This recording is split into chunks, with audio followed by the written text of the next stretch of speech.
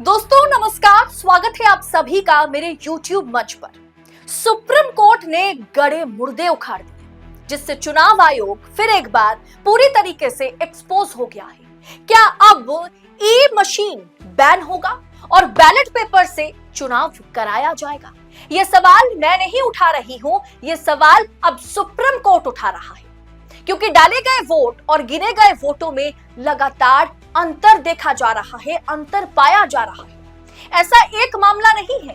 कल ही supreme court ने डाले गए वोट और गिने गए वोटों में जो अंतर पाया गया प्रयागराज के पंचायत चुनाव में, उस पर सुप्रीम कोर्ट ने चुनाव आयोग को खूब फटकारा, मतलब धो डाला। उन्होंने कहा, सुप्रीम कोर्ट ने कहा, सुप्रीम कोर्ट के जजों ने कहा कि एक एक वोट बहुत महत्वपूर्ण है। 10 लोगों ने अगर वोट किया है तो आप उसे 19 कैसे गिन सकते हैं?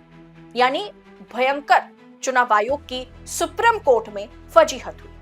ये तो फर्जीवाड़ा है ना दोस्तों। पूरा मामला क्या है कि किस तरह से फर्जीवाड़े का खुलासा सुप्रीम कोर्ट ने किया है, बताऊंगी आगे आपको। लेकिन उससे पहले आप कुछ रिपोर्ट्स पर गौर करें, तभी आपको पता चलेगा, आपको समझ में आएगा कि क्यों हम कह रहे हैं कि डाले गए वोट और गिने गए वोटों में अंतर एक बहुत बड़ा मुद्दा है, जिसके जरिए चुनावी प्रोसेस में, चुनावी प्रक्रिया में धांधली करने की कोशिश चुनाव आयोग और सत्तारूढ़ पार्टी करते हैं। लोकसभा चुनाव में 538 सीटों पर डाले गए और गिने गए वोटों में अंतर, एडीआर की रिपोर्ट में दावा। एडीआर यानी association for democratic reforms report जारी करते हुए लोकसभा चुनाव 2024 को लेकर के यह दावा किया था कि 362 सीटों पर डाले गए कुल मतों से 5,54,598 वोट कम गिने गए। वहीं एडीआर ने यह भी खुलासा किया कि 176 सीटों पर डाले गए कुल 35,093 वोट अधिक गिने गए। महाराष्ट्र में शिवसेना ने भी महाराष्ट्र चुनाव को लेकर के यह आरोप लगाया था कि 95 सीटों पर गिने गए वोट और डाले गए वोटों में अंतर है। अब दोस्तों, पिछले कुछ समय से हम देखते आ रहे हैं कि बीजेपी, भारतीय जनता पार्टी बहुत ही कम वोटों के साथ, बहुत ही कम मतों के साथ, बहुत ही कम मार्जिन के साथ लगातार चुनाव जीतती चली आ रही है।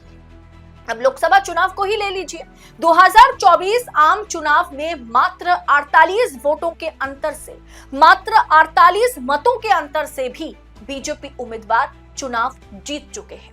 ऐसे करीब 19 सीटें हैं जहां 50 से 2800, 3000 वोटों या मतों के अंतर से उम्मीदवार चुनाव, लोकसभा चुनाव में जीते हैं। तो सोचिए, अगर डाले गए वोट और गिने गए वोटों में अंतर हो तो वो चुनावी नतीजे को कितना ज्यादा प्रभावित कर सकता है। अब इस पर बड़ा खुलासा सुप्रीम कोर्ट में हुआ है। खबर देखिए आपके स्क्रीन पर। हर वोट का महत्व, चाहे अंतिम नतीजा प्रभावित करे या ना करे, सुप्रीम कोर्ट ने रद्द किया इलाहाबाद हाई कोर्ट का आदेश। दरअसल मामला क्या था? मामला कुल गिने गए वोटों की संख्या को लेकर के था, डाले गए वोट और गिने गए वोटों में अंतर को लेकर के था। प्रयागराज के एक ग्राम प्रधान के चुनाव में, यानी पंचायत चुनाव में हिस्सा लेने वाले अपीलकर्ता को बताया गया था कि कुल 1193 वोट डाले गए, जबकि आधिकारिक घोषणा में यह पाया गया कि 1213 वोट दर्ज थे। यानी कुल वोट 1193 डाले गए और गिने गए वोट 1213 है। इस प्रकार से 19 वोटों का अंतर इसमें पाया गया। लेकिन प्रतिवादी, यानी जिन्होंने चुनाव जीता है, वो 37 वोटों के अंतर से वो चुनाव जीत गए थे। इसीलिए भले ही ये एक्स्ट्रा 19 वोट जो है, इन एक्स्ट्रा 19 मतों से बहुत बड़ा फर्क नहीं चुनावी नतीजे पर पड़ेगा, उनकी जीत जो है उससे प्रभावित नहीं होता है। फिर भी 19 वोट्स कैसे बढ़े, इसे लेकर के मामले ने तूल पकड़ लिया था। रिकाउंटिंग की मांग को लेकर के मामला इलाहाबाद हाईकोर्ट पहुंचा था। इस मामले को इलाहाबाद हाईकोर्ट ने पूरी तरीके से खारिज कर दिया था और कहा था कि इस पर हम रिकाउंटिंग के आदेश नहीं देते। उन्होंने याचिका को ही खारिज कर दिया।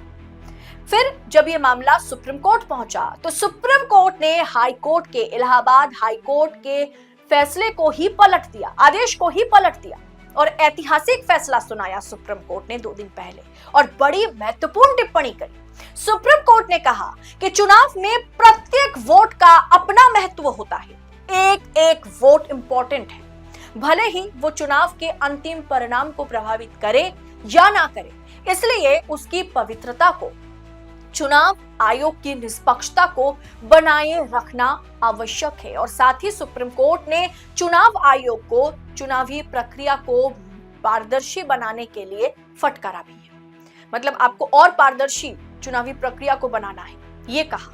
यानी जो सवाल हम लोग लगातार उठाते आ रहे हैं, अब उसी दर्जे पर सुप्रीम कोर्ट भी अपनी टिप्पणी रख रहे हैं। सुप्रीम कोर्ट ने इलाहाबाद हाई कोर्ट के उस आदेश को रद्द कर दिया जिसमें हाई कोर्ट ने एसडीएम द्वारा रिकाउंटिंग के आदेश को एक तरीके से खारिज कर दिया था। प्रयागराज मामले में सुप्रीम कोर्ट ने कहा कि चुनाव से संबंधित प्रत्येक दस्तावेज महत्वपूर्ण होता है और इसे सुरक्षित रखने के लिए हर संभव प्रयास जो है वो हर एक चुनावी या इलेक्शन ऑफिसर्स को करनी चाहिए, इलेक्शन कमीशन को करनी चाहिए।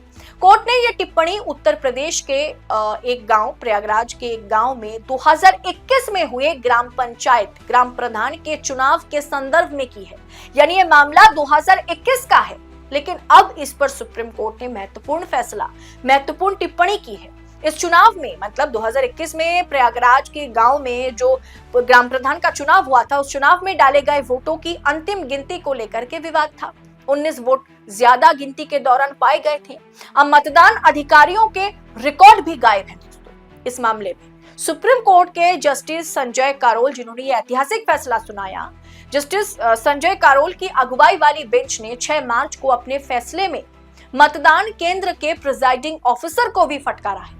प्रिजाइडिंग ऑफिसर की डायरी तमाम प्रयासों के बावजूद भी नहीं मिल पाई। उस डायरी में जिस तरीके से हिसाब रखा गया था, सारे रिकॉर्डिंग्स रखे गए थे, उसका वजूद ही अब नहीं है क्योंकि वो डायरी नहीं मिल पा रही है। इसीलिए कोर्ट ने कहा कि अंतिम गिनती संदेह के दायरे में आती है। सुप्रीम कोर्ट ने फिर से काउंटिंग यानी रिकाउंटिंग, दोबारा काउंटिंग करने का आदेश देते हुए कहा कि चुनाव में खड़े उम्मीदवारों का मतदान प्रक्रिया पर नजर रखने की जरूरत है। यानी जो उम्मीदवार है वो इस पूरे प्रोसेस में नजर रखे कि किस तरीके से चुनाव की गिनती, मतलब चुनाव में मतदानों की गिनती हो रही है, और रिकॉर्ड भी करे।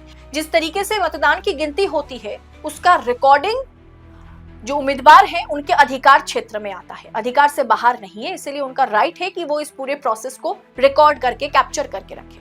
यानी जिस डायरी में सब कुछ का रिकॉर्डिंग रखना जरूरी था, वो डायरी गायब है। पता नहीं ये डायरी किसने गायब कराई, क्यों गायब कराई, 19 वोट जो है ज्यादा क्यों गिने गए, मतलब सब कुछ संदेह के दायरे में है। सोचिए, अगर ब्लॉक लेवल में ग्राम प्रधान के पंचायत चुनाव में इतनी बड़ी धांधली हो रही है, तो बड़े चुनावों में, राज्यसभा चुनाव में, लोकसभा चुनाव में क्या कुछ होता होगा, क्या कुछ हुआ होगा और क्या कुछ होने की आशंकाएं हम लोग जताते रहे। फर्जी वोटर्स, फर्जी मतदान, मत प्रतिशत में बढ़ोतरी, डाले गए वोट और गिने गए वोटों में अंतर, फर्जीवाड़े की लिस्ट, संदेह की तालिका बहुत लंबी है। क्या इस पर अब चुनाव आयोग को सुप्रीम कोर्ट ने जिस तरीके से फटकारा है, यानी अब सब कुछ सामने है, मतलब धांधली होती है, चुनावों में धांधली कराई जाती है, और इस पर जिस तरीके से राजीव कुमार बचते नजर आते थे, राजीव कुमार लगातार शायरी गाते हुए, शायरी सुनाते हुए नजर आते थे कि ये बस चुनाव हारने के बाद विपक्ष चुनाव आयोग को बदनाम करने की, प्रक्रिया को बदनाम करने की कोशिश में लगा होता है। इसीलिए इस तरीके की खबरें विपक्ष इसे हेडलाइन बना देता है, जबकि आज हकीकत सबके सामने है। एपिक नंबर में भी किस तरीके से धांधली हो रही है वो भी खबर हमने आपको लगातार दिखाया है। यानी चुनावी प्रक्रिया में धांधली हो रही है, गड़बड़ी के मामले भी सामने आए, चुनाव आयोग ने खुद माना है कि हाँ गड़बड़ियां हुई है। अब सुप्रीम कोर्ट ने भी इतनी बड़ी टिप्पणी की है, क्या इसके बाद चुनावी प्रक्रिया को पारदर्शी करने का कोई भी कदम चुनाव आयोग उठाएगा, या चुनाव आयोग अभी भी, ज्ञानेश कुमार जो नए नवेले मुख्य चुनाव आयुक्त बने, वो अभी भी मोदी और शाह के इशारे पर ही लगातार भारतीय जनता पार्टी को एक के बाद एक राज्य में चुनावी जीत दिलाते रहेंगे। आपको क्या लगता है, इस पूरे विषय को आप किस तरह से देख रहे हैं?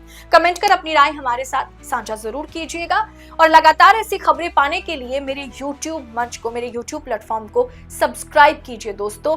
अभी आजाद पत्रकारिता को आपकी सपोर्ट की जरूरत है। चैनल को सब्सक्राइब कीजिए। रिपोर्ट अच्छी लगी होगी तो लाइक और कमेंट बॉक्स में कमेंट जरूर कीजिएगा, क्योंकि आपकी हर एक राय मेरे लिए बहुत ज्यादा मायने रखता है। मैं हर एक कमेंट को पढ़ने की कोशिश करती हूँ। बहुत बहुत शुक्रिया आप सभी का। जय हिंद, जय भारत।